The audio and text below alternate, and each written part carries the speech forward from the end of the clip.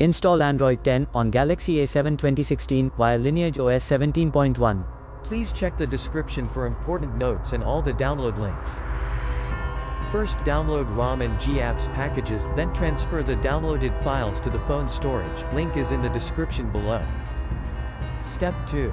Boot your device into TWRP recovery. Once in TWRP, click on Wipe, Advanced Wipe, and select the checkboxes, as shown in the image, excluding internal storage. Step 4. Swipe the button to wipe the device.